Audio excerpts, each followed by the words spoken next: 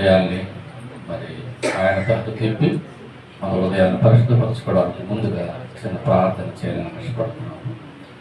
కృపా కనికరం కలిగిన నా ప్రియ పరలోకపు తండ్రి, ఈ ఉదయకాల సమయంలో ప్రభా, ఈ యొక్క పునరుత్థాన దినంలో ప్రభా, నన్ను నా కుటుంబాన్ని మరి ఈ విధంగా తోడుకొని వచ్చి ఈ సత్య సువార్త సహవాసంలో పాలు పంపులు పొందే వారిగా మమ్మల్ని ఉంచినందుకు స్తోత్రం చెల్లిస్తున్నాను ప్రభా.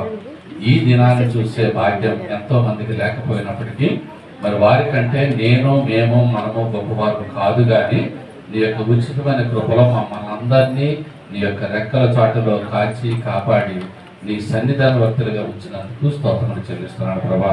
వచ్చిన ప్రతి బిడ్డను కూడా దీవించండి, ఆశీర్వదించండి. వారి కుటుంబాలు అన్నీ కూడా ఫలభరితంగాను ఈ యొక్క ఆశీర్వాదాలుగా ప్రభా అర్హతగాను కలిగి ఉండే కుటుంబాలుగా ఈ సంఘంలో ఉన్న ప్రతి కుటుంబాన్ని కూడా దీవించి ఆశీర్వదించాలని ఆశపడుతున్నాను ప్రభా. ఈ ఉదయకాల సమయంలో ప్రభా, ఈ యొక్క సంఘాన్ని స్థాపించిన ఫౌండర్ రాయంకులను బట్టి కూడా ప్రార్థిస్తున్నాను ప్రభా. విడవబడిన కుటుంబాన్ని కూడా ప్రభా దీవించండి, ఆశీర్వదించండి ప్రభా. అదేవిధంగా నేనైతే నమ్ముతున్నాను ప్రభా, అంకులని యొక్క కుడి పార్శ్వను ఆనుకొని ఈ సంఘం కోసం ప్రభా ఏదైతే జరుగుతుందో ఆయన చిత్తానుసారంగా జరుగుతున్నందుకు సంతోషించే బిడ్డగా ఉంచినందుకు స్తోత్రం చెల్లిస్తున్నాను ప్రభా. ఈ యొక్క సంఘం చుట్టూ, ఈ యొక్క ఆవరణం చుట్టూ కూడా ఏ నరుడి యొక్క కన్ను కానీ నరుడి యొక్క దృష్టి కానీ లేకుండా ఎల్లప్పుడూ నీ యొక్క పరిశుద్ధ దూతల కంచి కావాలి, అగ్ని కావాలి. ఈ యొక్క ఆవరణం చుట్టూ వచ్చి ఈ సంఘంలోనికి ప్రవేశించే ప్రతి బిడ్డను, తిరిగి వెళుతున్న ప్రతి బిడ్డను ప్రభా ఆశీర్వాదకరంగా ఉంచుతారని ఆశపడుతున్నాను ప్రభా.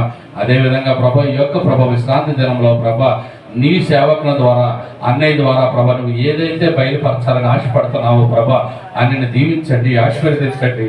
మరి ఎక్కువగా ప్రభా రాబోయే రోజుల్లో ఎన్నో ఆత్మల రక్షణాత్మక ప్రభా అన్ని కుటుంబాన్ని వదిలిన బిడ్డలను కూడా జీవించి ఆశీర్వదించి ఎన్నో ఆత్మ రక్షణాత్మకమై నిష్కల్మషమైన సేవ చేసే బిడ్డగా నేను జీవించి ఆశీర్వదిస్తారని నమ్ముతున్నాను ప్రభా.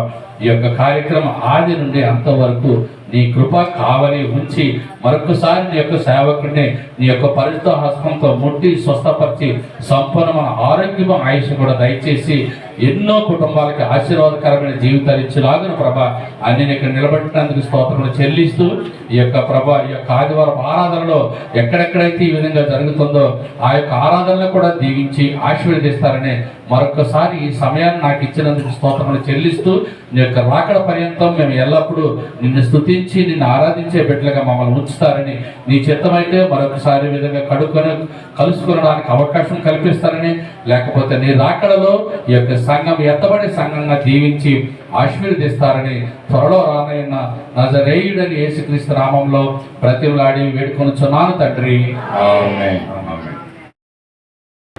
ఏమి మాట్లాడబోతున్నాడో ఆ మాటల నిమిత్తం మనం కనిపెడతాం, మన హృదయాన్ని సిద్ధపరచుకుందాం.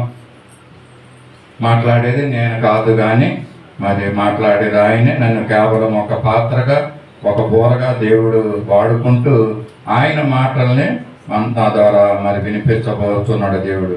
కనుక ఆ మాటల మీద మనము దృష్టిని కేంద్రీకరిద్దాం. దేవుడు ఏ మాటలు అయితే మనతో మాట్లాడాలనుకుంటున్నాడో ఆ మాటలకు మనం మన హృదయాన్ని సిద్ధపరచుకుందాం. మరి ఈ యొక్క దినాన్ని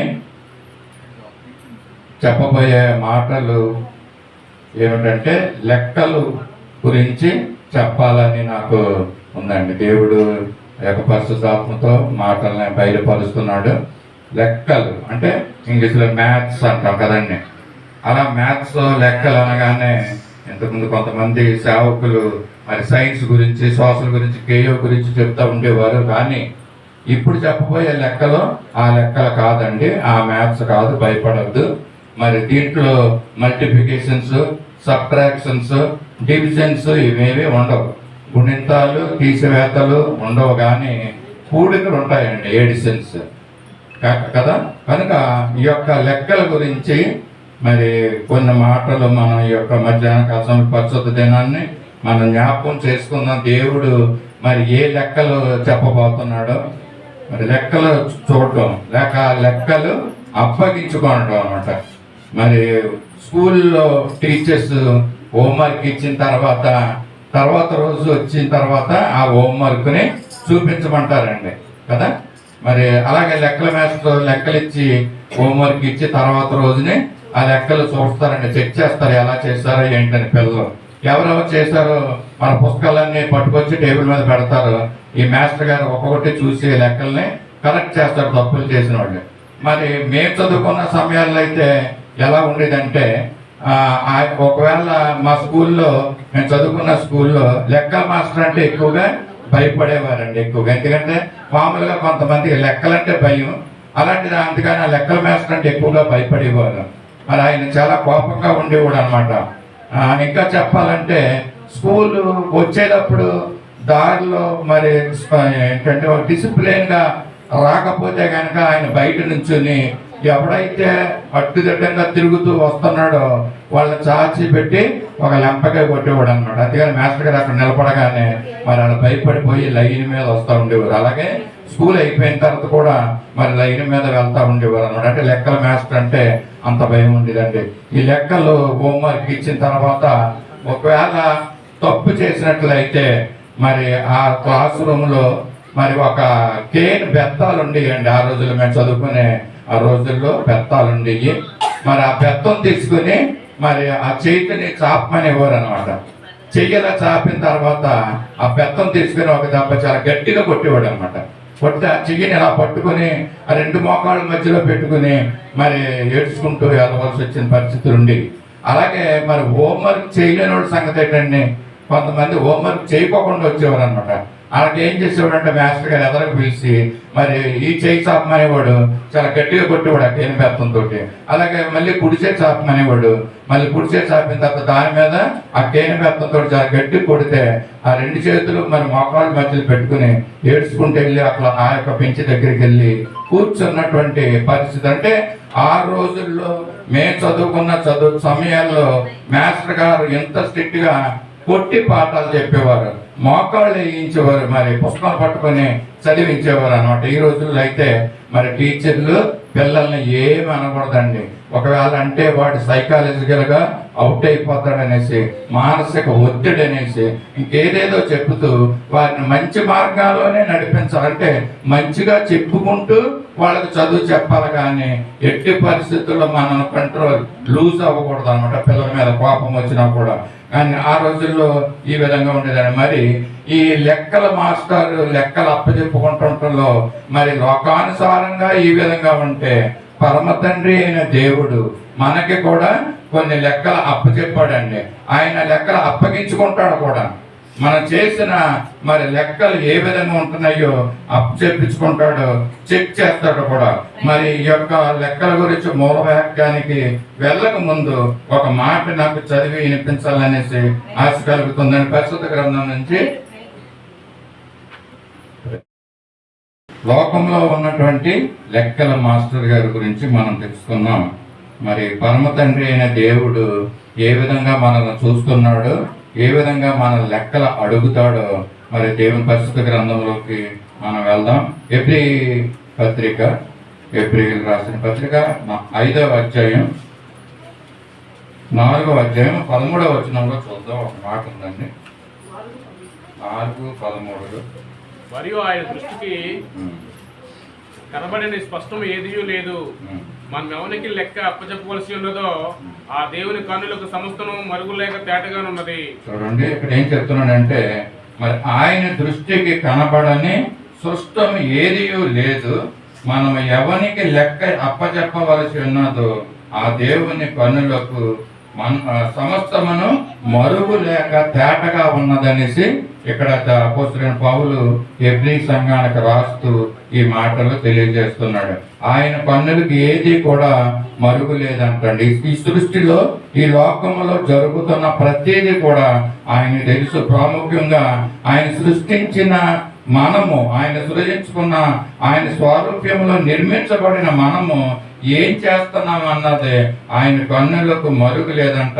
మరి అది అన్నీ కూడా తేటగా కనపడుతున్నాయంటండి. అంటే మనం చేసే పనులన్నీ కూడా తేటగా కనపడుతున్నాయనేసి ఇక్కడ వాక్యం ద్వారా మనం తెలియజేసుకున్నాం. ఒకవేళ ఈ లోకంలో జీవిస్తున్న మనము మరి మనం చేస్తున్న పనులు ఏదో అనాలోచితంగా మనం చేయడం, లేక మనం ఎవరు చూడటం లేదు అనేసి మనం చేయడం మనం చేస్తూ ఉంటాము. కానీ పరమ తండ్రి అయిన దేవుడు ఆయన పనులకు ఏది కూడా మరుగు ఉంచలేదంటండి.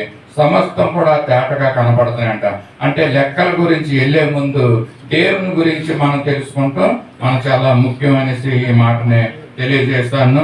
మరి యాక్చువల్గా ఈ రోజు మనం తెలుసుకోవాల్సిన వాక్యము, తెలుసుకోవాల్సిన మాటలు లెక్కల గురించి మరి రోమి పత్రికలో మాట ఉంది, ముఖ్యమైన మాట. రామ పత్రిక 14వ అధ్యాయం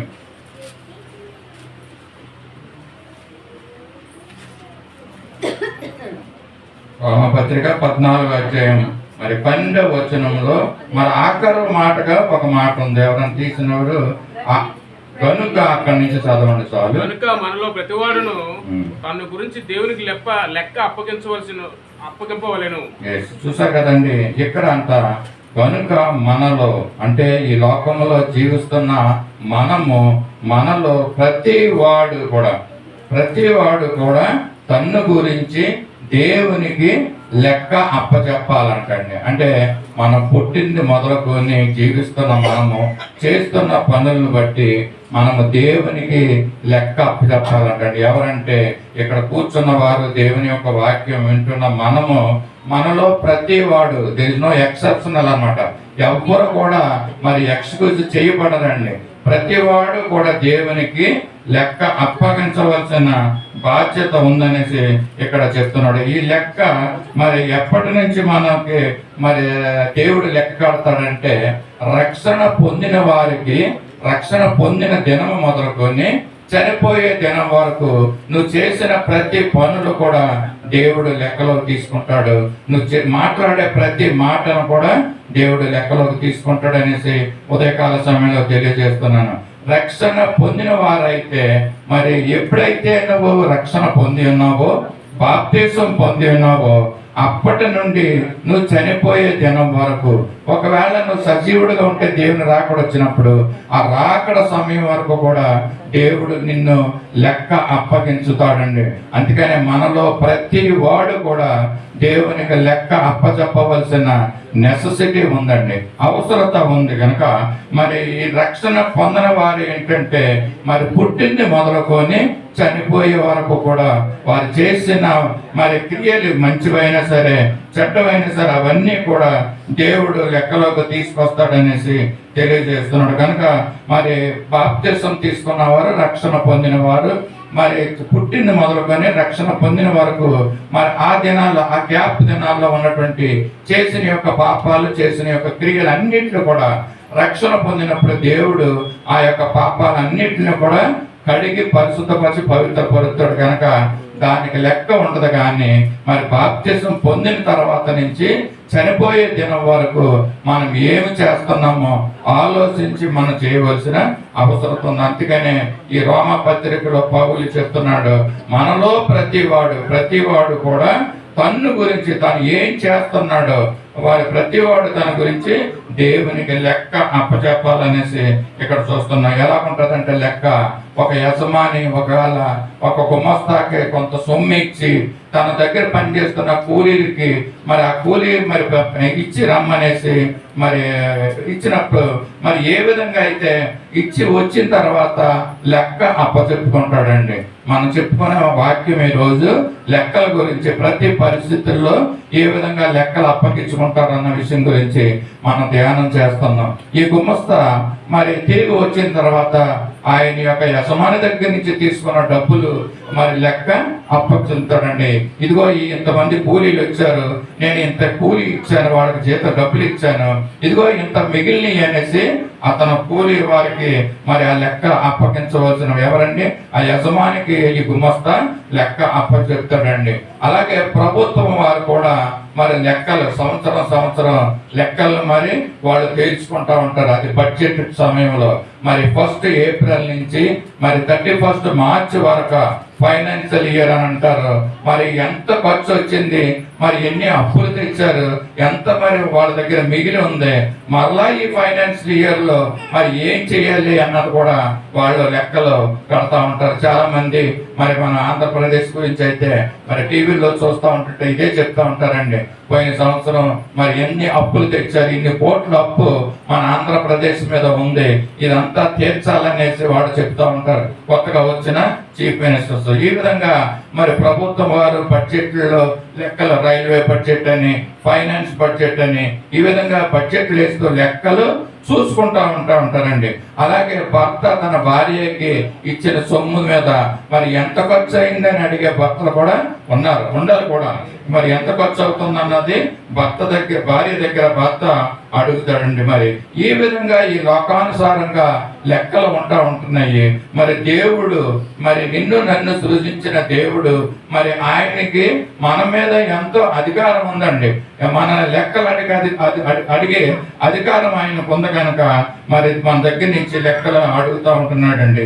మరి ఏ విషయాల్లో దేవుడు మనల్ని లెక్క అడుగుతున్నాడో మరొకసారి చూద్దాం. ఏంటంటే మొట్టమొదటగా మనం మాట్లాడే ప్రతి మాటను బట్టి దేవుడు లెక్కలోకి తీసుకుంటా ఉంటాడంటండి. చూద్దాం. మత్తయి సువార్త మరి 12వ అధ్యాయం మరి 36వ వచనంలో అనుకుంటండి.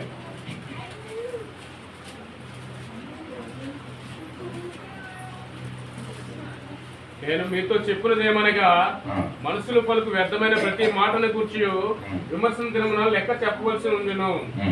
ఈ మాటలను బట్టి నీతిమంతుడవని తీర్పు నొందుదవు, ఈ మాటలను బట్టి అపరాధమని తీర్పు నొందుదవు. చాలండి. ఇక్కడ ఏం చెప్తుందంటే, నేను మీతో చెప్పినదేమనగా మనుషులు పలుకు వ్యర్థమైన ప్రతి మాటను గూర్చి విమర్శ దినమున లెక్క చెప్పవలసి ఉన్నది అని అన్నాడండి. ఇక్కడ చూస్తున్నారు కదా, విమర్శ దినం అంటే అది తీర్పు దినాన్ని మనం చేసిన పనులను బట్టి, మన రక్షణ పొందిన దినం నుంచి మరి బ్రతుకున్న ఈ దినాల్లో మాట్లాడుతున్న ప్రతి మాటను బట్టి ఆ విమర్శ దినమున తీర్పులోకి దేవుడు తీసుకొస్తాడనేసి మనం చూస్తున్నాం. మనం ఒక్కొక్కసారి మరి ఆడంబరంగా లేక మరి గొప్పగా చెప్పే పలుకుల్లో మరి ఆ మాటల్లో మరి ఏదో ఒక పలకకూడని మాటలు ఏదో పలుకుతూ ఉంటామనండి. అంటే ఆడంబరంగా పలికే మాటల్లో మరి ఎన్నో మరి తప్పులు ఉండడం మనం చూస్తూ ఉంటాము. మరి జీవకుటుంబంతో పోయి మన విస్తారమైన మాటలు మనం మాట్లాడుతూ ఉంటాం.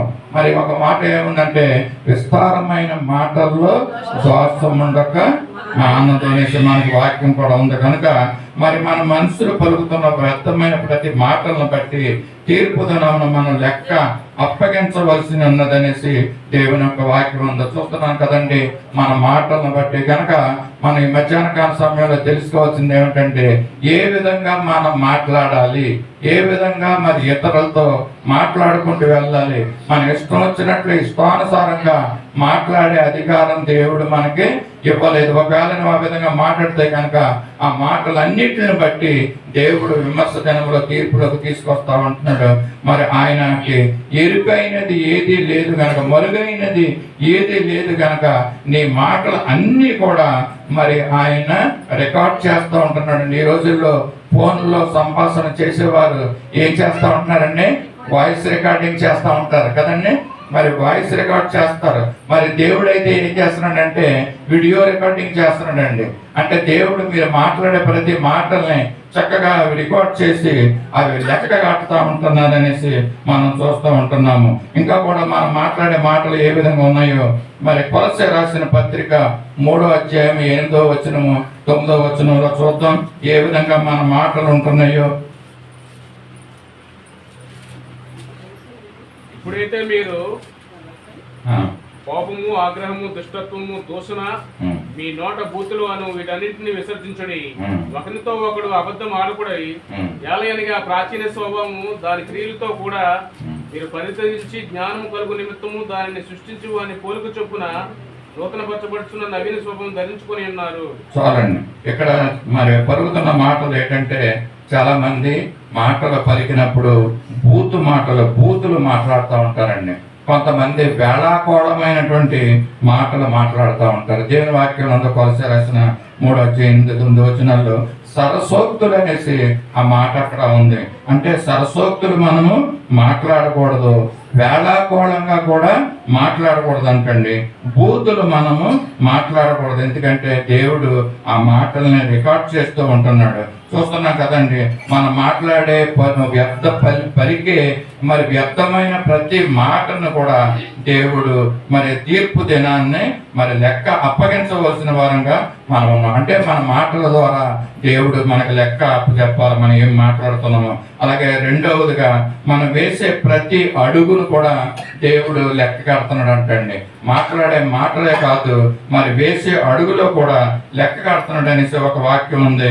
యోబు 31:37 ఏమంటున్నదంటే, మరి దేవుడు లెక్క దేని విషయాల్లో ఏ విషయాల్లో లెక్కలు ఆడుతున్నాడు అన్న విషయాల్ని మనం చూద్దాం. ఇక్కడ యోబు 31:37 ఉంది. అడుగుల లెక్క ఆయనకు తెలియజేసేదను, రాజు వలె నేను ఆయన యొద్దకు వెళ్ళేదను. చాలమ్మా, ఇది నా అడుగుల లెక్క ఆయనకి తెలిసే ఉంటుందంట. అంటే మనం వేసే ప్రతి అడుగు కూడా దేవునికి తెలుస్తుంది. ఎందుకు తెలియదండి? దేవుడు సృష్టించిన మనల్ని, నిర్మించిన మనల్ని మరి తల్లి గర్భంలో మరి పిండముగా ఏర్పడుతున్నప్పుడే ఆయన చూసిన దేవుడు మరి ఇంకొక మాట అంటాడు, మరి కడుపులో బిడ్డ యొక్క ఎముకలు పెరుగుతున్నప్పుడు దేవుడు చూస్తున్నాడు అంటండి. అవి ఏ విధంగా పెరుగుతున్నాయో ఆ విధంగా దేవుడు మనల్ని తయారు చేసిన దేవునికి మరి మన యొక్క ప్రతి మాట మరి ప్రతి అడుగు ఆయనకి లెక్క వేయటం మరి అసాధ్యం అంటేది దేవునికి సమస్తము సాధ్యమే కదా. మరి మనం మాట్లాడే మాటలు భూలోకంలో ఉన్న ప్రతి ఒక్కరు ఏమి మాట్లాడుతున్నారో దేవుడు పరీక్ష చేస్తూ పైనుండి వాటిల్ని మరి లెక్క కడతా ఉంటున్నాడు అంటే. అంతేకాకుండా మనం వేసే ప్రతి అడుగు కూడా లెక్క కడతా ఉంటున్నాడు అని చెప్తున్నాడు. ఇది సాధ్యమే. మన ప్రపంచంలో ఉంటున్న జనులందరూ కూడా ఏ విధంగా అడుగులు వేస్తున్నాము, ఎక్కడికి వెళ్తున్నాము అన్నది మనకి మరి దేవునికి అది ఎరుకై ఉన్నదండి. అది చూస్తున్నాడు, అది ఆయన లెక్క కడతా ఉన్నాడు. ఈ మధ్యన మరి ఒక ఆర్టిఫిషియల్ ఇంటెలిజెన్స్ ద్వారా మరి ఏంటో తెలియదు కానీ మన సెల్లో ఆటోమేటిక్ గా మనం ఎన్ని ఫుట్ స్టెప్స్, ఎన్ని అడుగులు మనం వేసామో దాంట్లో వస్తుందండి. ఎవరైనా సెల్లో వస్తుందండి, కొంతమంది తల ఊపుతున్నారు. కాబట్టి ఏమన్నారు? ఓకే, స్టాప్ వాచ్ లో ఉంది. అంతేకాకుండా మొబైల్లో కూడా మరి ఆ మొబైల్ మనం పెట్టుకుని మరి ఉంటుంటే ఆటోమేటిక్ గా ఆ రాత్రి సమయంలో మన ఆ దినాన్ని మనం నడిచాము, ఎన్ని అడుగులు నడిచాము, ఎన్ని ఫుట్ స్టెప్స్ మనం వేసామన్నది దీంట్లో వస్తున్నారు. 3849 ఫుట్ స్టెప్స్ నువ్వు ఈ రోజు నడిచావు అనేసి మరి ఈ యొక్క దీని ద్వారానే మనకు తెలుస్తుంటే మరి వీటిని అన్నిటిని సృష్టించడానికి జ్ఞానం ఇచ్చిన దేవునికి మరి మన అడుగులు లెక్క పెట్టడం మరి ఆయనకి అంత కష్టమైనటువంటి పని కాదండి. కానీ మనం ఏమనుకుంటా ఉంటామంటే మరి దేవుడు మనం ఎక్కడికి వెళ్తున్నా ఏం చేస్తున్నా దేవుడు చూడటం లేదులే అని కొంతమంది అయితే దేవుడిని అసలు లెక్క చేయకోకుండా కొంతమంది మనం చూస్తూ ఉంటున్నాము. కానీ దేవునికైతే మనం వేసే ప్రతి అడుగు కూడా లెక్క కడతా ఉంటున్నాడండి. కనుక మరి ఎక్కడెక్కడ మనం అడుగులు వేస్తున్నాం, ఎక్కడ వెళ్తున్నాం అన్నది కూడా మరి దేవునికి తెలుసండి. భర్త మరి తెలియకుండా భార్య ఎక్కడికి వెళ్తుంది, భార్యకి తెలియకుండా భర్త ఎక్కడెక్కడ వెళ్తున్నాడు, మరి ఎక్కడికి పోతున్నాడు అన్నది. అలాగే మరి తల్లిదండ్రులు తెలియకోకుండా పిల్లలు ఎక్కడికి వెళ్తున్నారు అన్నది తండ్రికి తల్లికి తెలియకపోవచ్చేమో, కానీ పరమ తండ్రి అయిన దేవుడు పైనుంచి చూస్తున్నాడు. ప్రతి ఒక్కరు ఏ విధమైన అడుగులు వేస్తూ ఎక్కడికి వెళ్తున్నారు అన్నది ఆయనకు బాగుగా తెలుసు. పిల్లల్ని మనం అడుగుతాం, ఎలా కాలేజీకి వెళ్ళొచ్చావంటే కాలేజీకి వెళ్ళొచ్చాను నాన్న అని అంటారు. మరి ఆయనకి అంతకు ముందుగానే ప్రిన్సిపల్ దగ్గర నుంచి ఫోన్ వస్తుంది అనమాట, ఏంటి మీ అబ్బాయి ఈ రోజు కాలేజీకి రాలేదని. ఆ విషయం తెలుసుకుని అతను వాళ్ళ అబ్బాయిని అడిగినప్పుడు వాళ్ళ అబ్బాయి అయితే ఈ విధంగా చెప్తా ఉంటాడు, నేను కాలేజీకి వెళ్ళానని. చాలా మంది కాలేజీలో డుమ్మాలు కొట్టి మరి బయట ప్రపంచంలో తిరుగుతూ ఉంటారు. తండ్రికి తెలియకపోవచ్చేమో, తల్లికి తెలియకపోవచ్చేమో, కానీ పరమ తండ్రి అయిన దేవునికి మరి ఇవి తెలుస్తూనే ఉంటున్నాయి. ఇందాక చెప్పుకున్నాం, ప్రతి మాటను కూడా దేవుడు లెక్కలోకి తీసుకుంటున్నాడండి. ప్రతి ఒక్కరి అడుగులు మరి దేవుడు లెక్కలోకి తీసుకుంటున్నాడు. మూడవదిగా మరి ఒక మాట ఉంది, సంచారాలను లెక్కలో తీసుకుంటున్నాడు అంటే మనం ఏ విధంగా సంచరిస్తామో, ఏ విధంగా మరి వెళుతూ ఉంటామో, ఎక్కడెక్కడైతే మనం సంచరిస్తామో మరి దేవుడు దాన్ని కూడా లెక్కలోకి తీసుకుంటున్నాడంట. కీర్తన గ్రంథం 56వ అధ్యాయం 8వ వచనంలో ఆ మాట ఉంది చక్కగా. చూడండి, నా సంచారాలను నీవు లెక్కలోకి తీసుకుంటున్నావు అనేసి దావీదు చెప్తున్నాడు. దావీదు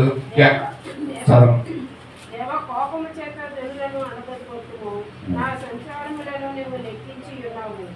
నా కన్నీళ్లు నీ బుద్ధిలో ఉంచబడి ఉన్నవి, అవి నీ కదులలో కనబడదు కదా. చూడండి, చూసారు కదండి, ఇక్కడ మన సంచారాలని దేవుడు లెక్కలోకి తీసుకుంటున్నాడంటే ఎక్కడెక్కడైతే సంచరిస్తున్నాడో. మరి దావీదు అయితే ఏం చెప్తున్నాడంటే, నా సంచారాలను నీవు లెక్కలోకి తీసుకుంటున్నావు. దేవుడు మన నిమిత్తము, మనలో ఉన్న క్రియలు, మనం చేస్తున్న పనులు, మనం జీవిస్తున్న మన ఈ జీవితంలో ఏంటేంటి దేవుడు లెక్కలోకి తీసుకుంటున్నాడు అన్న విషయాల్ని మనం ధ్యానం చేసుకుంటున్నాం. ఒకటి, దేవుడు మనం మాట్లాడే వ్యర్థమైన ప్రతి మాటల్ని లెక్కలోకి తీసుకుంటున్నాడు. అలాగే రెండవదిగా మనం వేసే ప్రతి అడుగుని లెక్కలోకి తీసుకుంటున్నాడు. మూడవదిగా మనం సంచరించే ప్రతి సంచారాన్ని దేవుడు లెక్కలోకి తీసుకుంటున్నట్టుగా ఇక్కడ చూస్తున్నాం. అంతేకాకపోకుండా మరి ఆయన చెప్తున్నాడండి ఇక్కడ, నీ దావీదు చెప్తున్నాడు, ఆ కన్నీళ్లు నీ బుడ్డిలో ఉంచబడిన ఉన్నాయి అంటున్నాడు.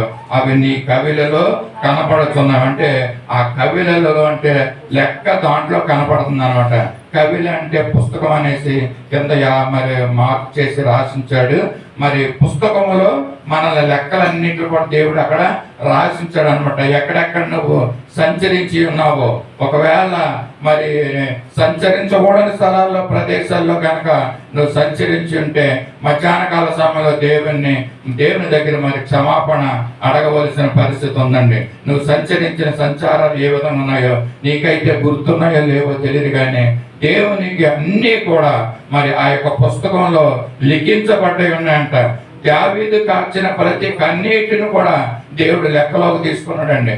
మధ్యాహ్న కాల సమయంలో మరి మనకున్నటువంటి పరిస్థితులను బట్టి, మన కుటుంబ పరిస్థితులను బట్టి, మన ఆర్థికమైనటువంటి పరిస్థితులను బట్టి, మరి ఎన్నో పరిస్థితులను బట్టి మనం ఒకవేళ కన్నీళ్లు కారుస్తూ దేవుని సన్నిధిలో ప్రార్థిస్తున్నాము. దేవుడు ఆ కన్నీళ్ళని దేవుడు లెక్క కడుతున్నాడంట. దావీదు యొక్క కన్నీళ్ళని లెక్క కట్టి ఆ పుస్తకంలో రాసించినట్టు కవిలలో అవి కనపడుతున్నాయి అనేసి అని అంటున్నాను. అంటే ఆయన పుస్తకంలో అవి కనపడుతున్నట్టుగా మనం చూస్తున్నాం. మరి దావీదు కన్నీళ్లు లెక్క కట్టాడు. మరొక వాక్యంలో చెప్తూ ఉంటాడు, దావీదు కన్నీళ్లతో తన యొక్క బతుకుని తేలిపోయిందంట. అంతగా మరి దావీదు మహారాజు అయినప్పుడు కూడా అనేకమైన శ్రమల్ని, కష్టాలని, బాధల్ని భరించి మరి దేవుని విడవకోకుండా దేవునితో కలిసి జీవించినట్లుగా మనం చూస్తూ ఉంటాం. అందుకనే నా ఇష్టానుసారుడైనటువంటి దావీదు గురించి దేవుడు మాట చెప్తా ఉంటాడు. ఇక్కడ ఏం చేస్తున్నాడు? మూడోదిగా సంచారాన్ని లెక్క చేస్తున్నాడండి. ఈ యొక్క మధ్యాహ్న కాల సమయంలో దేవుడు మనతో మాట్లాడుతున్న మాట ఏంటంటే, ఏ విధంగా నువ్వు సంచరిస్తున్నావు, దేవుని యొక్క సన్నిధికి నువ్వు వస్తున్నావు, తర్వాత నువ్వు ఎక్కడెక్కడ సంచరిస్తున్నావో మరి అది దేవుడు నీకు చూస్తూ ఉంటున్నాడు. కనుక ఒక భయం అనేది నీ హృదయంలో, నీ మనసులో ఉండాలి. నువ్వు ఎక్కడ సంచరిస్తున్నావో దేవుడు చూస్తున్నాడు. దానికి మరి నాకు మరి ఇచ్చే శిక్ష మరి ఎంత భయంకరంగా ఉంటుందో అనేసి దాని నిమిత్తమైన మనం భయపడాలనేసి సంచారాలని దేవుడు లెక్క చెప్తున్నాడు అనేసి ఈ యొక్క మధ్యాహ్న కాల సమయంలో తెలియజేస్తున్నాను. మరి నాలుగవదిగా చూస్తున్నాం, కుటుంబ వ్యవస్థలో లెక్క చెప్పడం. దేవుడు మరి లెక్క అప్పగించుకుంటాడంటే మనకు కుటుంబ వ్యవస్థ, మరి దేవుడు ఇచ్చింది ఈ కుటుంబం.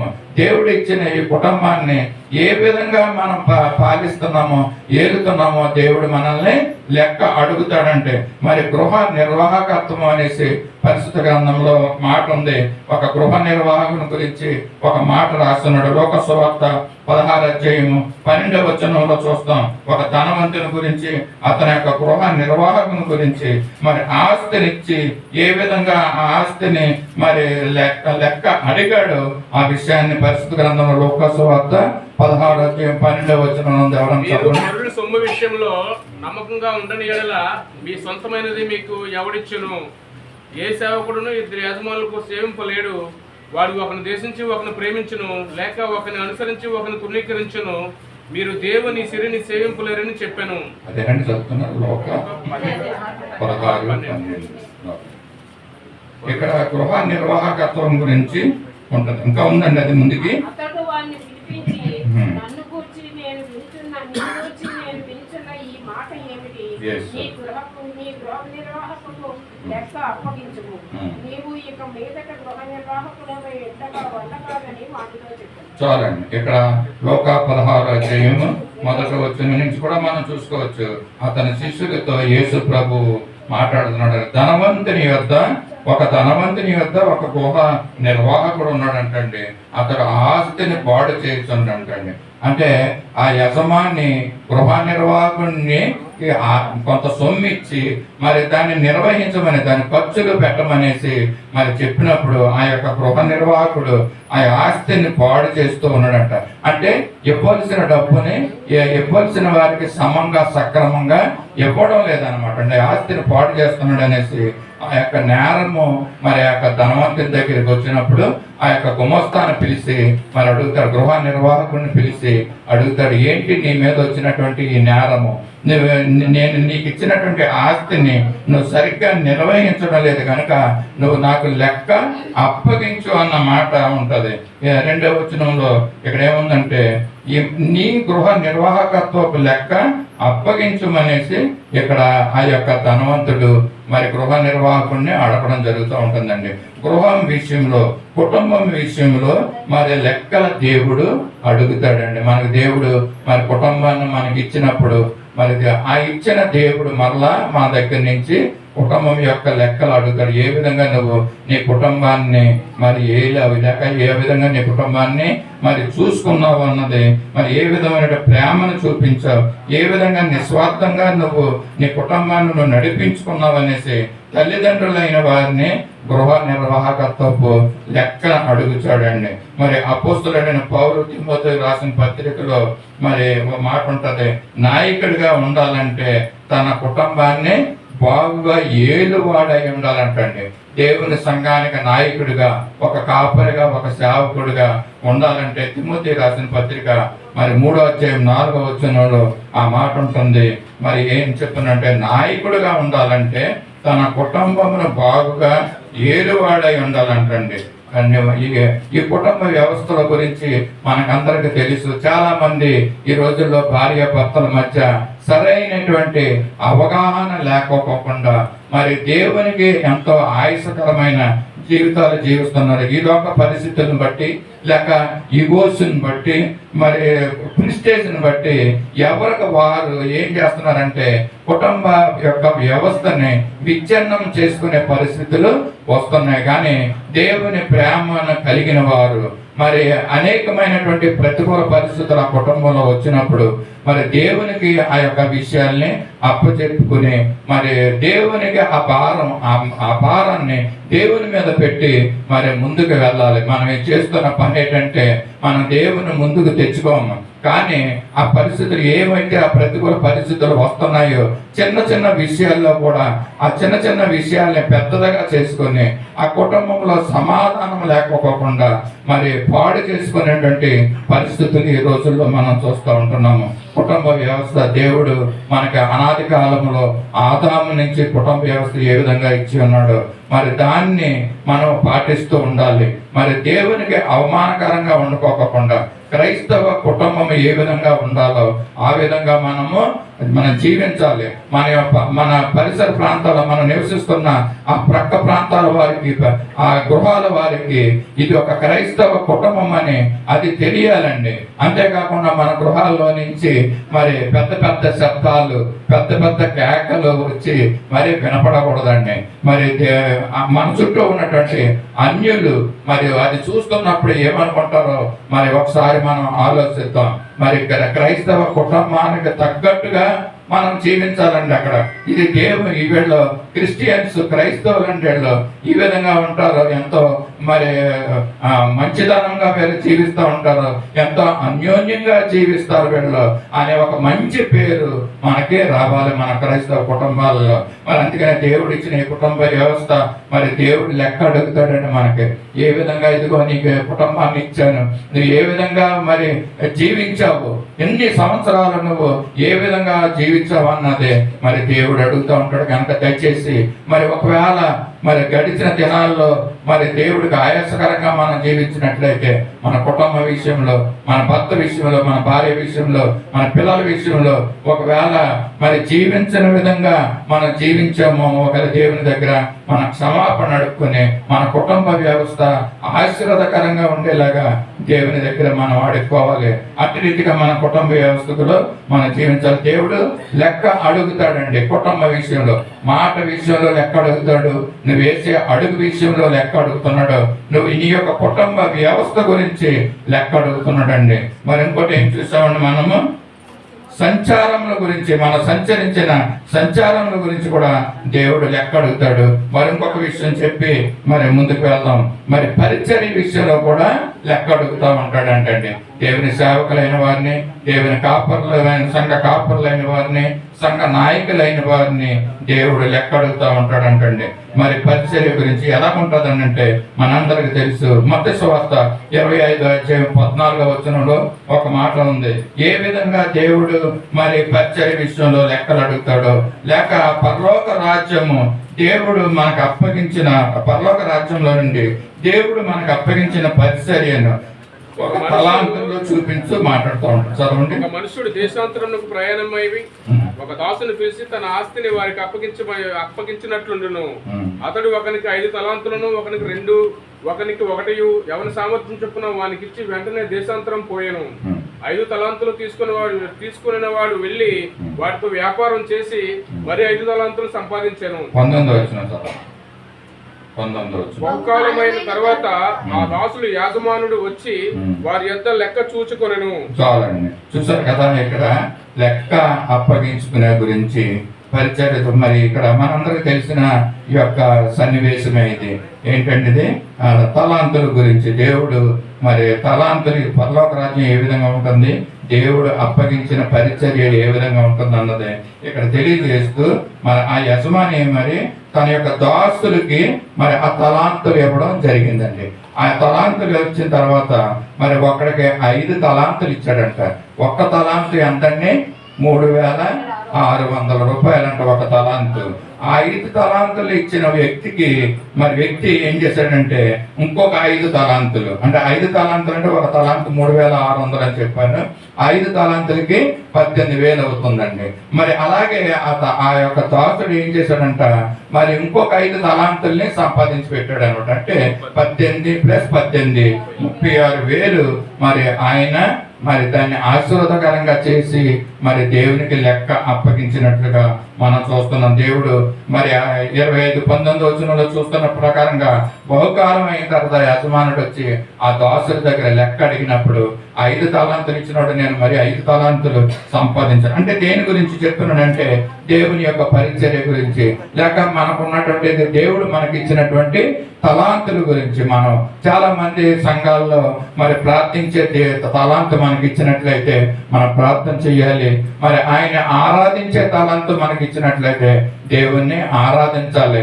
ఒకవేళ వాక్య సందేశాన్ని చెప్పే మరి తలాంతు మనకి ఇచ్చినట్లయితే ఆ యొక్క సందేశాలు మనం ఇవ్వాలి. అంటే దేవుడు ఇచ్చిన తలాంతును మనం దాచకుండా దేవుని దగ్గర మనము మన దేవుని పరిచర్యలో మనం వాటిని వినియోగించుకోవాలనేసి ఉంది. లెక్క అప్పచెప్పడం గురించి ఇక్కడ చూస్తున్నాము. మరి సంఘ కాపరికి మరి సంఘాన్ని మరి సంఘం గురించి దేవుడు లెక్క అడుగుతాడంటండి. కుటుంబంలో తల్లిదండ్రుల్ని కుటుంబం గురించి లెక్క ఎలా అడుగుతాడు, అలాగే సంఘ కాపరిని సంఘంలో ఉన్న ఆత్మల గురించి దేవుడు లెక్క అడుగుతూ ఉంటాడంట. మనం చూద్దాం. ఇది ఎబ్రీ పత్రిక 13వ అధ్యాయము 17వ వచనంలో మనం ఏమన్నా అంటే మరి మీ పైన కాపరులుగా ఉన్న వారి విషయంలో ఆత్మల విషయమే మీరు లెక్క అప్పగించాలనేసి ఇక్కడ ఉందో. చదువుతారండి. మీ పైన నాయకులుగా ఉన్నవారు లెక్క ఒప్పజెప్పవలసిన వారు వలె మీ ఆత్మలను కాయుచున్నారు. వారు దుఃఖంతో ఆ పని చేసిన ఎడల నిష్ప్రయోజనం గనుక దుఃఖంతో కాక ఆనందంతో చేయనట్లు వారి మాట విని వారికి లోబడి ఉండుడి. చాలని చూసారు కదా, సంఘంలో ఉన్న వ్యక్తులు సంఘ కాపర్లకి, సంఘ సేవకులకి, లేక సంఘ నాయకులకి మరి లోబడి ఉండమంటున్నాడు. ఎందుకంటే సంఘంలో ఉన్నటువంటి ఆత్మలు లేక సంఘంలో ఉన్నటువంటి మనుషులు మన ఇష్టపూర్వకంగా మనం దేవుణ్ణి ఆరాధించాలి. మరి కష్టంతో దుఃఖంతో మనం దేవుణ్ణి ఆరాధించకూడదు. దేవుని సన్నిధికి మరి ఎంతో కష్టంతో రాకూడదు. అంటే సగం మనసుతో మరి వెళ్దాంలా వద్దని కొంతమంది ఆలోచించుకుంటూ ఉంటారు. దేవుని సన్నిధికి వచ్చినప్పుడు ఎంతో సంతోషంతో, ఎంతో శ్రద్ధ కలిగి దేవుని సన్నిధికి వచ్చి దేవుని స్తుతించాలి. మరి దేవుని సంఘంలో ఉన్నటువంటి వ్యక్తుల నిమిత్తం సంఘ కాపరి కొన్ని సమయాల్లో దుఃఖపడతాడు అంటాడు. ఎందుకంటే వారు జీవిస్తున్న జీవిత విధానము దేవుడు వారికి బయలుపరుస్తూ ఉంటాడంట. ఇక్కడ సంఘంలోకి వచ్చి దేవుని బిడ్డలుగా జీవిస్తూ ఉంటారు. సంఘం బయటికి వెళ్ళిన తర్వాత మరి వారు అన్య రీతిగా వారు జీవిస్తూ ఉంటారు. అన్య దేవతల ఆచారాలను వారు ఆచరిస్తూ ఉంటారంటండి. ఇది దేవునికి ఇష్టమైన పని కాదు. మరి ఎప్పుడైతే ఆ సేవకుడికి దేవుడు బయలుపరిచాడో వారి నిమిత్తము మరి దేవుని యొక్క సేవకుడు మరి ఎంతగానో బాధపడతాడంట, దుఃఖపడతాడంట. కనుక మీరు ఏం చేస్తున్నారంటే కష్టముతో కాకోకుండా ఆనందముతో వారికి లోబడి ఉండమన్నట్లుగా చెప్తామండి. అపొస్తలుడైన పౌలు ఏప్రిల్ రాసిన పత్రికలో మనం చూస్తూ ఉంటున్నాము. ఇవండి మన దేవుడు మనల్ని అడిగే లెక్కలు. మరి ఈ విధంగా లెక్కలు ఉన్నాయి. మరి మనం చూస్తున్న మన మాటల గురించి దేవుడు లెక్కలు అడుగుతున్నాడు. అలాగే మన అడుగుల గురించి లెక్క అడుగుతున్నాడు దేవుడు. మనం సంచరించే ప్రదేశాలు సంచారం గురించి దేవుడు లెక్క అడుగుతున్నాడు. అలాగే మన పరిచర్య గురించి దేవుడు లెక్క అడుగుతున్నాడు. మన కుటుంబ వ్యవస్థ గురించి, కుటుంబం గురించి దేవుడు మనల్ని లెక్క అడుగుతున్నాడు. కనుక మనం ఏ విధంగా జీవించాలో మనం తీర్మానం చేసుకోవాలి. ఈ మధ్యాహ్నకాల సమయంలో దేవుడు ఈ విధంగా లెక్కలు అడుగుతాడండి. దేవుని విమర్శ దినమున, ఆ తీర్పు దినమున దేవుడు వచ్చి నేను లెక్క అడిగినప్పుడు ఏం చెప్తావో, అదిగో ఫలానా 1990 సంవత్సరంలో నువ్వు ఏ విధంగా జీవించావో దేవుడు లెక్క తీసి చూపిస్తాడు అనమాట. మరి 20వ సంవత్సరంలో ఏ విధంగా జీవించావో, మరి ఇప్పుడు ప్రస్తుతం ఏ విధంగా జీవిస్తున్నావో దేవుడు ఈ యొక్క మరి హిస్టరీ అంతా కూడా ఇది మరి ప్లేబ్యాక్ చేయడం చేస్తూ ఉంటాడండి. మరి బ్యాకప్ చేస్తున్నట్టుగా ఉంటుంది. కనుక ఈ లెక్కల గురించి మనం ఒకసారి ఆలోచించుకోవాలి. దేవునికి సరైనటువంటి విధంగా జీవిస్తే మరి నీ క్రియలు మరి మంచి క్రియలుగా ఉంటాయి. దేవుడు ఆ క్రియలను బట్టి దేవుడు మనకి ఆశీర్వాదాలు అనుగ్రహిస్తాడు. పరిశుద్ధ గ్రంథంలో ఒక వ్యక్తి ఉన్నాడండి. ఆ వ్యక్తి గురించి చెప్పి ఈ యొక్క మరి సందేశాన్ని ముగిస్తాను. మరి ఆయన యొక్క దేవుడు ఆయన యొక్క లెక్కని ముగించాడండి. ఆ యొక్క లెక్కలో అతని యొక్క అకౌంట్స్ ని దేవుడు మరి మధ్యలోనే క్లోజ్ చేశాడు అనమాట. ఎవరు వ్యక్తిని చెప్పగలరండి? ఎవరన్నా? పరిశుద్ధ గ్రంథంలో దేవుడు అతని లెక్కని ముగించాడు. ఎవరికి గుర్తు రావట్లేదండి? ఆయన ఒక రాజు. 2 క్లూ ఇచ్చారండి. కాదు, దగ్గరికి వచ్చారు. దానియేలు గ్రంథంలోనే ఉంటుంది. ఒక రాజుని దేవుడు కాదు, రాజు అని చెప్పాను. రాజు అని 2 క్లూ ఇచ్చాను. ఆ రాజుని దేవుడు లెక్కలు ముగించాడు. 2 క్లూలు ఇచ్చాను, ఇంకా చెప్పలేదు. 3వ క్లూ కూడా ఏమన్నా? ఆయన పేరు ఇప్పుడు మరి ఎప్పుడైనా చెప్పాలి ఆయన రాజుగారి పేరు. ఎందుకంటే నేను 3 క్లూలు ఇచ్చాను. కాదు, నెబుకద్నెజరు దేవుడు మెనే టెక్కిల్ పర్సన్ అన్న మాట రాయించాడు. దగ్గరికి వచ్చారు. కాకపోతే ఎవరు చెప్పలేకపోతే నేను కొంచెం కష్టమే. ఆ రాజు పేరు నెబుకద్నెజరు రాజు అంటే అందరికీ తెలుసు. మరి దానియేలు గ్రంథం ఓపెన్ చేయగానే నెబుకద్నెజరు గురించి ఉంటారు కనుక బెల్షస్సర్ రాజు మరి ఆయన నెబుకద్నెజరు యొక్క కుమారుడు. ఆ బెల్షస్సర్ రాజు అకౌంట్స్ మరి దేవుడు మరి ముగించి ఉన్నాడండి. ఎందుకు మరి దేవుడు ఆయన లెక్క చూశాడు? మెనే టెక్కెల్ ఉపాసన అన్న మాట చెప్తూ దేవుడు నిన్ను తక్కిట్లో పెట్టగా నువ్వు తక్కువగా తూగావు అనేసి చెప్తా ఉంటాడు. ఎందుకు దేవుడు లెక్క చూస్తున్నాడు అని అంటే ఒక మాట చదువుకుందాం. దానియేలు గ్రంథము 5వ అధ్యాయం 1 నుంచి మరి 4 వచనాలు చూస్తే మరి బెల్షస్సర్ రాజు గురించి అక్కడ ఉంటుంది. నెబుకద్నెజరు యొక్క కుమారుడు అని చెప్తా ఉంటారు. దానియేలు గ్రంథము 5వ అధ్యాయం 1వ వచనం నుంచి 4వ వచనం. బెల్షస్సరు తన అధిపతులలో 1000 మందికి గొప్ప విందు చేయించి ఆ 1000 మందితో కలుసుకొని ద్రాక్షారసము తాగుచుండెను. బెల్షస్సరు ద్రాక్షారసము తాగుచుండగా తామును తన అధిపతులను తన రాణులను తన ఉపపత్నులను వాటిలో ద్రాక్షారసము పోసి త్రాగునట్లు తన తండ్రి నెబుకద్నెజరు యెరూషలేములోని ఆలయములో నుండి తెచ్చిన 2 బంగారు పాత్రలను తెమ్మని ఆజ్ఞ ఇచ్చాను. అందుకు వారు యెరూషలేములోని దేవుని నివాసము ఆలయములో నుండి తీసుకున్న సువర్ణోపకరణములను తెచ్చి ఉంచగా రాజును అతని అధిపతులను అతని రాణులను అతని ఉపపత్నులను వాటిలో ద్రాక్షారం పోసి త్రాగిరి. వారు బంగారు, వెండి, ఇత్తడి, ఇనుము, కర్ర, రాయి అని వాటితో చేసిన దేవతలను స్తుతించుచు ద్రాక్షారసము త్రాగుచుండగా ఆ గడియలోనే మానవ హస్తపు వేళ్లు కనబడి దీపము దగ్గర రాజు యొక్క నగలు గోడ మూత మీద ఏదో ఒక వ్రాత రాయించున్నట్లు ఉండేది. చాలండి. ఇంతవరకు ఇంకా మిగతా విషయాలు కూడా మనకి తెలుసు. గోడ మీద వచ్చి మరి హస్తంపు వేళ్ళు అక్కడ రాయడం. చాలా మంది దేవుని సేవకులు వాక్యాన్ని మాటలనే పంచుకున్నారు. మనకు కావాల్సింది ఏంటంటే ఇక్కడ మరి బెల్షస్సర్ రాజు యొక్క మరి లెక్కని ఎందుకు దేవుడు మరి ముగించాడు, క్లోజ్ చేశాడు అనేసి మరి తెలుసుకోవాల్సిన విషయం మనకుంది కనుక. ఎందుకంటే ఇక్కడ ఏం చేస్తున్నాడండి బెల్షస్సర్ రాజు మరి అధిపతులతో, రాణులతో, ఉపపత్నులతో వారు ఏం చేస్తున్నారంటండి మరి వైన్ తాగుతున్నారు అనమాట. ద్రాక్షారసం అంటే మామూలుగా చాలా ఈజీగా ఉంటుంది. వాళ్ళు త్రాగేది అక్కడ వైన్ తాగుతున్నారు. అంటే పార్టీ చేసుకుంటున్నారు వాళ్ళందరూ. ఎవరితో అంటే బెల్షస్సర్ రాజు మరి అధిపతులతో మరి రాణులతో అని అంటున్నారు. యాక్చువల్గా నేను అనుకుంటా రాణి ఒకళ్ళే ఉండాలి, రాజుగారు ఒకళ్ళు, రాణి గారు ఒకళ్ళు. కానీ ఇక్కడ మాటలు ఏముందంటే రాణులు ఉన్నారంటండి అక్కడ. అంతేకాకుండా తన ఉపపత్నులు ఉన్నారంట. వాళ్ళందరితో కలిసి మరి ద్రాక్షారసం తాగుతున్నారు అనేసి ఇక్కడ వాక్యంలో మనం చూస్తున్నాం. అంతేకాకుండా ఇతను చేసిన అతి పెద్ద ఘోరమైన తప్పు ఏంటంటే తన తండ్రి మరి యెరూషలేము దేవాలయంలో నుంచి పట్టి తెచ్చినటువంటి బంగారపు పాత్రలని మరి వెండి పాత్రలని తెప్పించుకుని వీరు తాగే ద్రాక్షారసం దాంట్లో వేసుకుని మరి త్రాగుతున్నట్లుగా మనం ఇక్కడ చూస్తున్నాం. ఈ యొక్క మరి పెద్ద తప్పును చేయడం వల్ల మరి ఈ యొక్క బెల్షస్సర్ రాజుకి యొక్క మరి లెక్కలు ముగించబడ్డాయి అన్నట్లుగా మనం చూస్తూ ఉంటున్నాం. ఎంత ఘోరమైనటువంటి తప్పుని ఇక్కడ మనం చేసాడో చూద్దాం.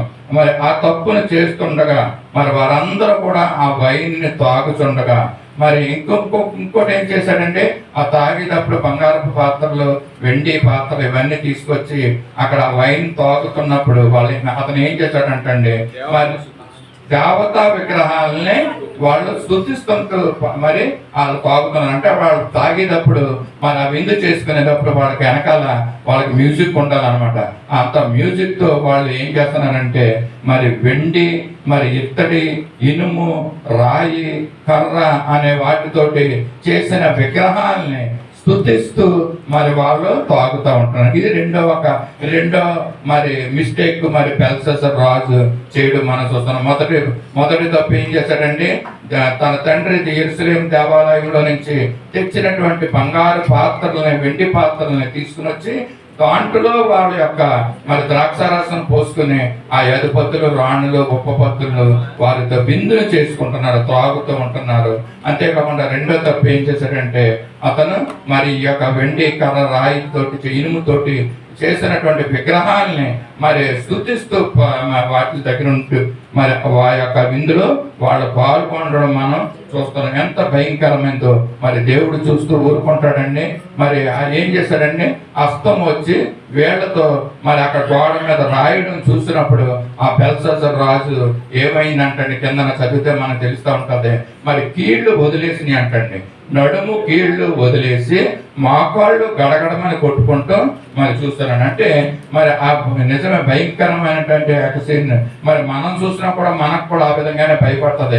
ఏమి లేకోకుండా, ఏ వ్యక్తి లేకోకుండా ఇక్కడ ఒక చెయ్యి వచ్చి వేళ్ళతో రాస్తా ఉంటుంటే ఆ సన్నివేశాన్ని మనం చూస్తే మనం కూడా భయపడతాం. అంతటి మహారాజు అయిన యుద్ధ వీరుడైన బెల్షస్సర్ కూడా మరి ఆ యొక్క సీన్, అది రాత్రిపూట. సాధారణంగా ఈ విందులు సాయంకాల వేళలో, రాత్రి పూటల్లో మరి ఈ విందులు జరుగుతాయి కనుక ఆ రాత్రి సమయంలో ఈ యొక్క చెయ్యి వచ్చి అక్కడ రాయడం ఆయన చూశాడు. ఆయన బాగా త్రాగి ఉన్నాడు కనుక ఆ మత్తులో ఉన్నప్పుడు ఆ చేతిని చూసినప్పుడు ఇతను భయపడిపోయాడంట. మోకాళ్ళు గడగడా కొట్టుకుని అతని ముఖము వికారమాయెను. అతని మనస్సునందు కలవరపడగా అతని నడుము కీళ్ళు వదిలి అతని మోకాళ్ళు గడగడగా వణుకుచు కొట్టుకున్నప్పుడు అప్పుడు ఏం చేశాడంటే అతని గాడి వారిని, మాంత్రికుల్ని పిలిచి ఈ యొక్క చెయ్యి ఏం రాసిందో మరి మీరు చదవండి, మీరు చెప్పండి దీని భావం అనేసి మరి చెప్పినప్పుడు ఆ మాంత్రికులు కానీ గారడి వారు కానీ ఎవరు కూడా దాని యొక్క అర్థము చెప్పలేకపోయారండి. ఇది దైవ మరి స్వరూపంతో రాసినది అనేసి వాళ్ళు చెప్పుకుంటూ ఉంటారు కనుక మరి దీన్ని దేవుని యొక్క ఆత్మ గలవాడు కానీ ఎవరు కూడా దీన్ని చదవలేరు, దీని యొక్క అర్థాన్ని చెప్పలేరు అనేసి ఇక్కడ చెప్పినప్పుడు ఆమె యొక్క మరి రాణి వచ్చి బెల్షస్సరుకు చెప్తుంది, మన దేశంలో పలానా దానియేలు అనే వ్యక్తి ఉన్నాడు, అతను ఎంతో జ్ఞానవంతుడు. మీ తండ్రి దినాల్లో మరి ఆయన వచ్చి ఆయనకు వచ్చిన కళల యొక్క భావాల్ని తెలియజేశాడు. మరి అతను పిలవండి అని చెప్పినప్పుడు అతను పిలిచినప్పుడు దానియేలు మరి ఆయన దగ్గరికి వచ్చి మరి 12వ వచనంలో చూస్తాం. శ్రేష్టమైన బుద్ధి గలవాడే కళలు తెలియచేయుటకును మర్మములను బయలుపరచుటకును కఠినమైన ప్రశ్నలకు ఉత్తరించుటకును జ్ఞానమును తెలివియు గలవాడుగా కనపడింది.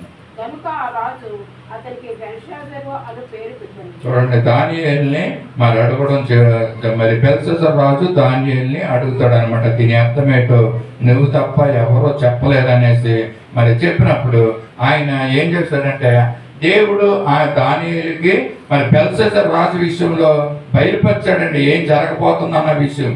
కానీ మరి ఆ దానియేలు వచ్చినంటనే నువ్వు చచ్చిపోతావు, నీ యొక్క రాజ్యాన్ని మరి మాదీయులు, పారసీకులు మరి తీసేసుకుంటారు అనేసి వచ్చి డైరెక్ట్ గా మరి ఆ యొక్క బెల్షస్సర్ రాజుతో చెప్పలేదు. కానీ జ్ఞానవంతుడైన వివేకవంతుడైనటువంటి ఆ యొక్క దానియేలు వచ్చి అంటాడు, ఇక్కడ కింద భాగాల్లో మనం చదువుకుంటే, రాజా చిత్తగించుము మహోన్నతుడైన దేవుడని ఆ మాటలతో మొదలు పెడతా ఉంటాడు అన్నమాట. దేవుణ్ణి, ఆ రాజుని మరి ఎంతో మృదువుగా, మరి ఎందుకంటే ఆయన అప్పటికే ఆ యొక్క సన్నివేశాన్ని చూసి చాలా భయపడిపోయాడండి.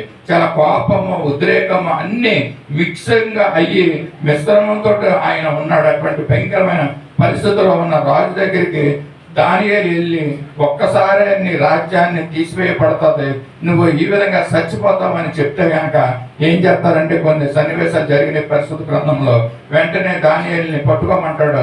అక్కడ తీసుకెళ్లి ఉరి తీయమంటమో అతన్ని చంపేయమంటమో ఏదో చేస్తాడు. దానియేలు మంచి వివేకం కలిగిన వాడై ఉండి మరి అక్కడికి వెళ్ళి బెల్షస్సరుతో అంటాడు, రాజా చిత్తగించమని చెప్పి మరి మహోన్నతుడు దేవుడు అనేసి దేవుడు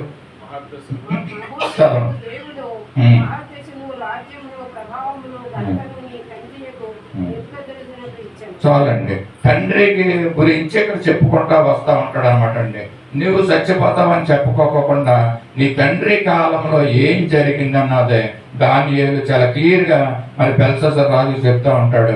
నెబుకద్నెజరు కాలంలో ఈ విధంగా నీ తండ్రి దేవుణ్ణి కనపరచుకోకుండా తను తానే కనపరుచుకుని ఈ విధంగా జీవించాడు. మరి కనుక దేవుడు ఏ విధంగా అతన్ని శిక్షించాడో మరి నువ్వు చూసావు. నీ హృదయంలో నీకు తెలుసు. నువ్వు ఎరిగి ఉండి కూడా నువ్వు అదే తప్పు నువ్వు చేస్తున్నావు అనేసి బెల్షస్సర్ రాజుకి చెప్పినప్పుడు మరి అప్పుడు ఆ యొక్క బెల్షస్సర్ రాజు చెప్పినట్టుగానే అతనికి ఊదా రంగు వస్త్రం ఇచ్చి మరి ఆ యొక్క దేశానికి మరి 3వ వ్యక్తిగా ఉంచడం మనం చూస్తూ ఉంటున్నాం. ఇక్కడ తెలుసుకోవాల్సిన అసలు విషయం ఏంటంటే మరి బెల్షస్సర్ రాజు విషయంలో మరి దేవుడు లెక్క చూసి దాన్ని ముగించాడండి. ఒక వచనంలో చూస్తూ ఉంటాం, 25వ వచనంలో చూస్తున్నాం. ఈ వాక్య భావం ఏమనగా మినే అనగా దేవుడు నీ ప్రభుత్వ విషయంలో లెక్క చూసి దాన్ని ముగించననేసి చెప్తున్నాడండి. మరి అయితే బెల్షస్సరు రాజు చెప్పినట్లుగానే దానియేలుకు ఊదా రంగు వస్త్రం ఇచ్చి బంగారు హారం వేసి అతన్ని 3వ వ్యక్తిగా అక్కడ పెట్టడం మనం చూస్తూ ఉంటున్నాము. మరి దేవుడు అనుకున్నట్లుగానే మరి ఏ విధంగా అయితే మందిరంలో నుంచి మరి యెరూషలేము మందిరం నుంచి తెచ్చినటువంటి ఆ ఉపకరణాల బంగారు పాత్రలు ఏ విధంగా వీళ్ళు మరి ద్రాక్షారసం పోసుకుని తాగి విందు జరిగించారో ఆ అతిక్రమాన్ని బట్టి మరి దేవుడు శిక్షించగా మానలేదండి. దేవుడు ఏం చేశాడంటే మరి అతడు ఆయన చూస్తారు కదండి, ఆయన యొక్క రాజ్యాన్ని తీసివేసి మరి పార్శికులకు మరి మాదీయులకు అక్కడ ఇచ్చేసి ఆయన్ని హతము చేశారనమాట. ఎందుకంటే మరి బెల్షస్సరు రాజు హతమయ్యాడు. దేని నిమిత్తం అంటే మరి వారు ఆయన చేసినటువంటి ఘోరమైనటువంటి 2 తప్పిదాల గురించి కూడా మరి దాంట్లో మరలా మీకు జ్ఞాపకం చేస్తున్నాను. పరిశుద్ధమైనటువంటి ఆలయంలో ఉన్నటువంటి మరి ఆ యొక్క ఉపకరణాలన్నింటినీ కూడా బంగారు పాత్రలు, వెండి పాత్రల్ని, సువర్ణోపకరణములు అని అంటాడండి మాటల్లో. మరి వీటిని మరి తీసుకొచ్చి మరి ఆ విధంగా మరి పాడు చేసినట్లుగా మనం చూస్తూ ఉంటున్నాము. మధ్యాహ్నకాల సమయంలో దేవుడు తెలియజేస్తున్న మాట ఏంటంటే మనము మరి బెల్షస్సరు రాజు అయితే ఆ యెరూషలేము దేవాలయాన్ని పాడు చేసినట్లుగా, లేక యెరూషలేము దేవాలయంలో ఉన్నటువంటి ఆ ఉపకరణాలను పాడు చేసినట్లుగా మరి మధ్యాహ్నకాల సమయంలో దేవుడు ఏం చేస్తున్నాడంటే నీకు ఇచ్చినటువంటి నీ దేహము మరి దేవుని ఆలయము. దేవుడు నీకు ఇచ్చిన మరి ఈ దేహము దేవుని ఆలయం అంట. మీరు మీ సొత్తు కాదు, మీరు విలువ పెట్టి పొందపడ్డవారనేసి మరి వాక్యం చెప్తుంది. మనం తెలుసుకోవాల్సింది, నేర్చుకోవాల్సింది ఏంటంటే మన ఆలయాన్ని మనము పాడు చేయకూడదు. మన ఆలయంలో ఉన్నటువంటి వస్తువుల్ని మనం పాడు చేయకూడదు. ఏంటంటే ఈ ఆలయము, ఈ దేహమే ఆయన యొక్క ఆలయం అనేసి మనం చెప్తూ ఉంటున్నాడు. మరి ఈ విధంగా మరి మన ఆలయాన్ని మనం పాడు చేయవద్దు. ఆలయంలో ఉన్నటువంటి వస్తువులు ఏంటండి? ఆలయంలో ఉన్నటువంటి వస్తువులు మరి అక్కడైతే బంగారు పాత్రలు అన్నారు, ఎక్కడైతే మన దేహానికి ఉన్నటువంటి వస్తువులు ఏంటంటే మరి మన కళ్ళు, మరి మన చెవులు, మన ముక్కు, మన నోరు, మరి మన హృదయము, మన ఆలోచనలు, ఇవన్నీ కూడా దేవుడు మన దేవాలయంలో పెట్టినటువంటి వస్తువుల్ని. బెల్షస్సరు లాగా మనము ఈ వస్తువుల్ని మనం పాడు చేయకూడదనేసి మధ్యాహ్నకాల సమయంలో పరిశుద్ధాత్మ దేవుడు మనకు తెలియజేస్తున్నాడు. నీవు నీ సొత్తు కాదు, నువ్వు విలువ పెట్టి కొనపడేవాడు. నీ దేహము నీది కాదు, అది దేవుడు నీకు అనుగ్రహించింది కనుక నీ శరీరాన్ని నువ్వు పాడు చేసుకోకూడదు. అలాగే నీ దేహం అనే దేవాలయంలో ఉన్నటువంటి వస్తువులను పాడు చేసుకోకూడదు అనేసి దేవుడు మధ్యాహ్నకాల సమయంలో తెలియజేస్తున్నాడు. కనుక ఒకవేళ నువ్వు చెప్పిన మాటలను పెడచెవిన పెట్టి, ఒకవేళ నువ్వు ఇంకా మరి నీ యొక్క దేహంలో ఉన్నటువంటి దేవాలయంలో ఉన్నటువంటి ఈ వస్తువులను కనుక నువ్వు పాడు చేస్తే మరి దేవుడు బెల్షస్సరుకు ఏ విధమైనటువంటి శిక్షణ ఇచ్చాడో, ఏ విధంగా దేవుడు అతన్ని హతమార్చాడో, మరి అటువంటి మరణాన్ని మనం కూడా చూడవలసిన పరిస్థితులు సంభవించవచ్చేమో. మరి దేవుడు ఆయన యొక్క అకౌంట్స్ ను క్లోజ్ చేశాడు.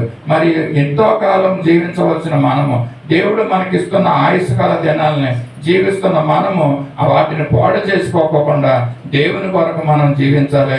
దేవుని కొరకు మన దేహాన్ని సిద్ధపరచుకోవాలి, పరిశుద్ధంగా ఉంచుకోవాలి, పవిత్రంగా ఉంచుకుని మనం జీవిస్తే దేవుడు తప్పకుండా మనల్ని ఆశీర్వదిస్తాడు.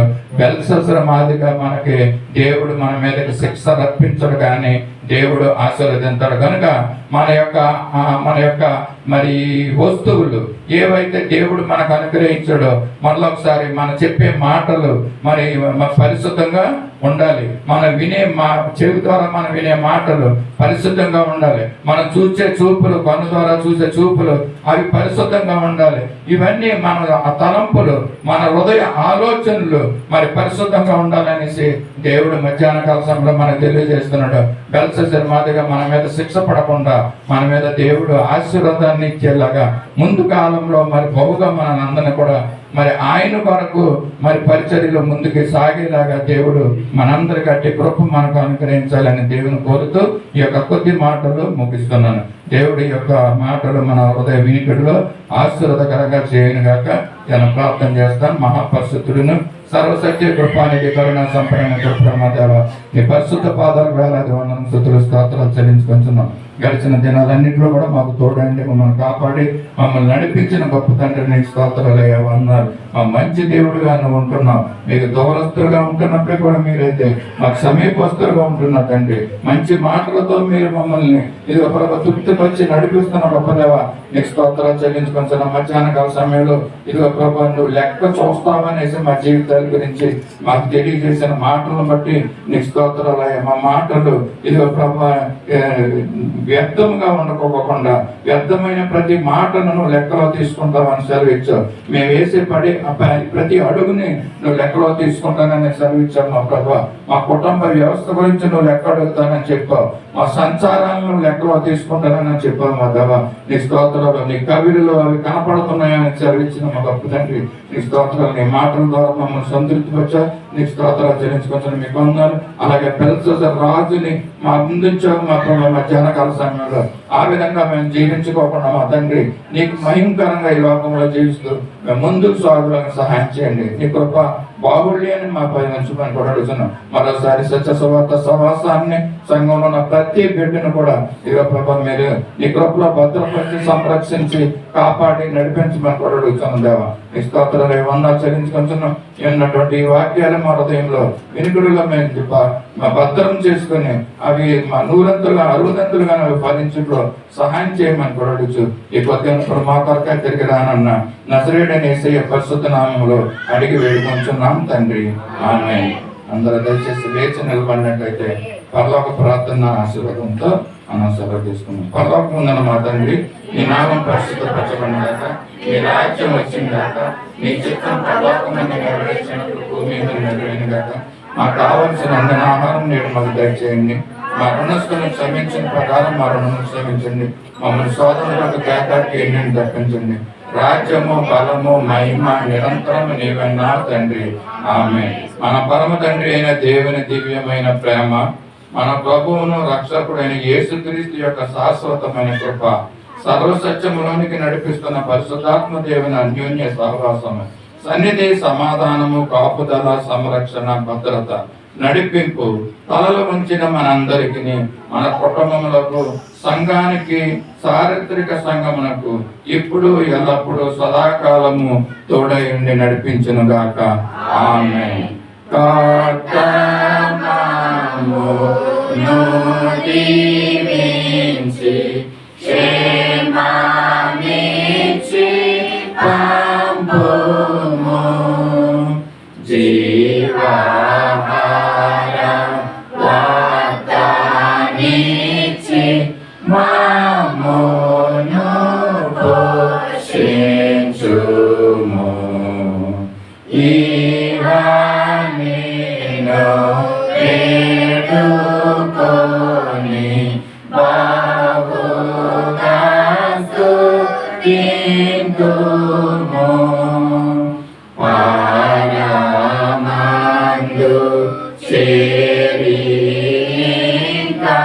స్తోత్రము